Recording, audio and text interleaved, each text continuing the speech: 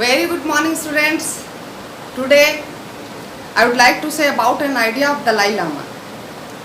When you talk, you are only repeating what you already know.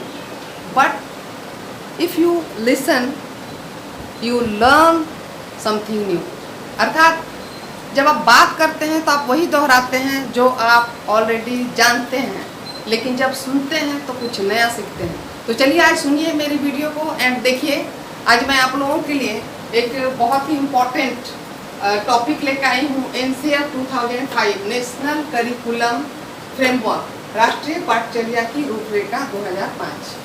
ये BEd students and DLED student दोनों के लिए बहुत ही उपयोगी है। चलिए शुरुआत करते हैं। ये जैसा कि आप देख रहे हैं कि 2005 में आया। इसकी जो थीम थी, सूत्र क्या था? लर्निंग विदाउट बर्डन, मतलब बिना बोझ के पढ़ना और अध्ययन करना। इससे आप समझ रहे हैं, बिना बोझ के। तो इसे समझाने के लिए मैं यहाँ पे मैंने जो दो ड्राइंग किए हैं, एक बच्चा है जो कि अपने पीठ पे बैग टांगे हुए हैं और दूसरा ये कछुआ है। तो आप हंस रहे होंगे कि इस चैप्टर में इस कछुए की क्या ज़रूरत है, बट आप याद रखें ये कछुआ जो है हमारे शिक्षा से बहुत ही महत्वपूर्ण तरीके से जुड़ा हुआ है। आप तो सुने भी होंगे कछुए और खरगोश की कहानी, जिसमें कि खरगोश हार जाता है और कछुआ जीत जाता है। धीरे धीरे चलता है पर जीत जाता है, क्योंकि उसमें निरंतरता, कंटिन्यूटी बनी रहती है। तो चलिए हम लोग जानेंगे कि कछुआ कैसे उपयोगी है। आप देखते होंगे कि कछुए के पीठ पे भी एक बोझ होता है और हम अक्सर ये सोचते हैं कि कैसे वो सरवाइव करता है, कैसे चलता है इतनी बोझ को लेकर। लेकिन मैं बता दूं कि इसे किसी प्रकार की कोई परेशानी नहीं होती है, क्योंकि ईश्वर ने उसे नेचुरली ये बोझ दिया हुआ है और वो उसे ढोने में सक्षम है। बट ये मैं बात करती हूँ एक स्टूडेंट के बोझ की, जो कि हमारा थीम है आज का। तो आप अक्सर अपने डेली लाइफ में देखते होंगे कि जो मजदूर होते हैं पीठ पे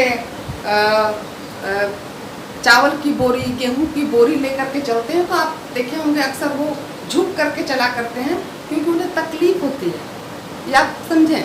और यहाँ पे बात की जा रही है एक छोटे से बच्चे की, कि जो पीठ पे अपने जो बैग को टांगे हुए है, इसका मतलब ये है कि इन लोगों को पुस्तकीय ज्ञान, मतलब इतने सारे सब्जेक्ट्स होते हैं, इतने सारे बुक्स होते हैं, उसकी कॉपीज होती है, जिसके कारण इनके बैग जो होते हैं, बस्ते जो होते हैं, भारी हो जाते हैं।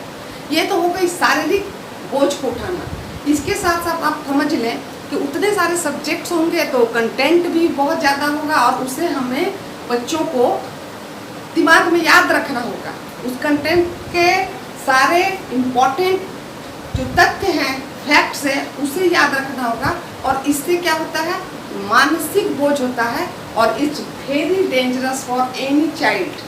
तो अब हम चलते हैं कि इसमें ये जो राष्ट्रीय पाठचर्या की रूपरेखा आई, वो कैसे आई, किसके दिमाग में आई, क्यों आई, कैसे इसका प्रोग्रेस हुआ। तो चलते हैं। आप जानते होंगे हमारे कवि गुरु रविंद्रनाथ टैगोर, तो उनकी एक निबंध थी, सभ्यता एवं प्रगति। इससे ये थॉट लिया गया। तो मैं बता दूं कि सभ्यता एवं प्रगति में टैगोर जी ने सृजनात्मकता की बात कही है, आनंद की बात कही है, स्वतंत्रता की बात कही है। क्योंकि आप जानते होंगे कि जो हमारे टैगोर जी थे वो प्रकृतिवादी थे। उनका मानना था कि बच्चों को स्वतंत्रता दी जाए, प्राकृतिक वातावरण में पढ़ाया जाए। और यही कारण है कि उन्होंने शांति निकेतन में जो अपनी संस्थान खोले और वहाँ पे जो बच्चों को शिक्षा दी जाती है, उसमें ना सिर्फ पुस्तकीय ज्ञान दिया जाता है, उसके साथ साथ कला का ज्ञान, डांस, सिंगिंग और भी बहुत सारे आर्ट सिखाए जाते हैं।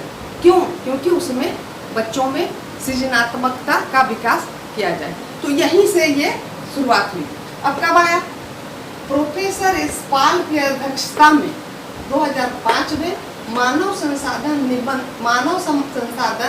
विकास मंत्रालय MHRD, विकास मंत्रालय जो थी मानव संसाधन विकास मंत्रालय MHRD की पहल पर प्रोफेसर एस पाल की अध्यक्षता में 2005 में ये कंसेप्ट आया। अब हम बात करते हैं कि इसके प्रिंसिपल्स क्या हैं, इसके सिद्धांत क्या हैं। तो हम पहली सिद्धांत हम देखेंगे कि ज्ञान को स्कूल के बाहर जीवन से जोड़ा जाए। अब आप समझें, ज्ञान जो है किसी भी विद्यार्थी को कहाँ पे मिल रहा है? एक स्कूल में, एक रूम में, अर्थात कमरे की 4 दीवारें। तो शिक्षा ऐसा हो कि यहाँ ऐसा ना हो कि वो कमरे की 4 दीवारी में ही सीमित रह जाए, उसे क्लास के बाहर, स्कूल के बाहर भी उसके जीवन के लिए उपयोगी हो। शिक्षा ऐसी दी जानी चाहिए, उसमें टेक्निकल बातें सिखाई जानी चाहिए, वोकेशनल, अर्थात उसके जीवन को सरवाइव करने के लिए शिक्षा महत्वपूर्ण हो। जबकि आप देखे होंगे कि जो हमारा जो अभी लास्ट जो हमारा शिक्षा का जो प्रोसेस रहा है, बस हम एजुकेशन लेते हैं बट उसमें वो यूजलेस है, हमारे जीवन में वो किसी प्रकार का कोई भी प्रभाव नहीं छोड़ता है। तो चलिए आगे बढ़ते हैं। पढ़ाई को रटंत प्रणाली से मुक्त किया जाए। अब आप जानते ही होंगे बचपन से हमें रटने की प्रणाली सिखाई जाती है, बचपन में ही स्टार्ट हो जाता है। 2 1 जा 2, 2 2 जा 4, 2 3 जा 6, ये तो आप जानते ही होंगे। और उसको रट करके हम मेमोराइज कर लेते हैं और वो हम उसी तरह से हमेशा के लिए सीखते हैं। बट यहाँ पे NCF कहता है कि इसे खत्म किया जाए। तो ठीक है, खत्म किया जाए तो फिर क्या अपनाया जाए जो बच्चों के लिए इफेक्टिव हो। तो मैं आप लोगों को बताना चाहूँगी कि शिक्षण के 3 स्तर होते हैं। कौन कौन सा? स्मृति स्तर, मेमोरी लेवल, अवबोध स्तर, अंडरस्टैंडिंग लेवल, चिंतन स्तर, रिफ्लेक्टिव लेवल। यहाँ पे आप समझ गए होंगे स्मृति लेवल, मेमोरी लेवल। तो जो रटन प्रणाली है वो हमारी मेमोरी लेवल तक ही सीमित होती है। कैसे? मैं इसे एक उदाहरण से समझाती हूँ, तब आप बहुत अच्छे से समझ पाओगे। पहली बात हम जानते हैं कि आप सुने होंगे, चलिए हम समझते हैं कि स्मृति स्तर, इसमें क्या होता है। 1526 की बात मैं करती हूँ। आप सभी जानते होंगे कि पानीपत की प्रथम लड़ाई हुई थी। तो ये हो गया हमारा स्मृति लेवल, यानी कि हम रट लेंगे कि 1526 में ही पानीपत की प्रथम लड़ाई हुई थी, हम इसे चेंज नहीं कर सकते। वो रटने की प्रणाली यहाँ पे स्टार्ट होती है। अब जो अवबोध स्तर है, अंडरस्टैंडिंग लेवल, इसमें हम समझने का प्रयास करते हैं। अब इसी उदाहरण से मैं समझाती हूँ कि 1526 में लड़ाई किनके बीच हुई, कारण क्या थे, उसके परिणाम क्या हुए, कौन जीता, कौन हारा। तो ये हम इसमें समझने की प्रयास करते हैं। तीसरा जो स्तर है चिंतन स्तर, रिफ्लेक्टिव लेवल, अर्थात हम चिंतन करते हैं, इसमें तर्क करते हैं, वैज्ञानिक दृष्टिकोण अपनाते हैं और हम आलोचना समालोचना करते हैं। तो देखिए इसमें इसी उदाहरण को हम लेते हैं कि पानीपत की जो प्रथम लड़ाई हुई थी 1526, उसे हमने समझा किनके बीच हुई, किसकी हार हुई, किसकी जीत हुई। तीसरे स्तर पर होगा कि पानीपत में आप जान लें कि 3 युद्ध हुआ था। इसमें द्वितीय पानीपत की लड़ाई हुई थी जिसमें अकबर और हेमू का युद्ध हुआ था, और तीसरी 1761 में हुई थी जिसमें मराठे और अहमद शाह अब्दाली के बीच में युद्ध हुआ था। तो यहाँ जो आता है चिंतन स्तर कि आखिर ये लड़ाई पानीपत में ही क्यों हुई, ये तर्क प्रारंभ करता है। हमारे बीच एक सोचने के लिए एक तथ्य हमें प्रस्तुत करता है कि हम सोचने के लिए मजबूर हो जाते हैं कि ये क्यों हुआ, कैसे हुआ, आलोचना करते हैं। तो ये समझ लें। तो यहाँ पे जो मेरे बताने का मकसद ये है कि पढ़ाई को रटंत प्रणाली से मुक्त किया जाए, अर्थात इसके ये तीनों स्तर को बच्चों को शिक्षण दी जाए। अब आगे बढ़ते हैं। तीसरा, पाठ्यचर्या पाठ्य पुस्तक केंद्रित न रह जाए। अभी तक आपने पढ़ा कि हम क्या करते हैं, बच्चों को बस क्लास में day by day period by period अलग अलग सब्जेक्ट्स पढ़ाते हैं।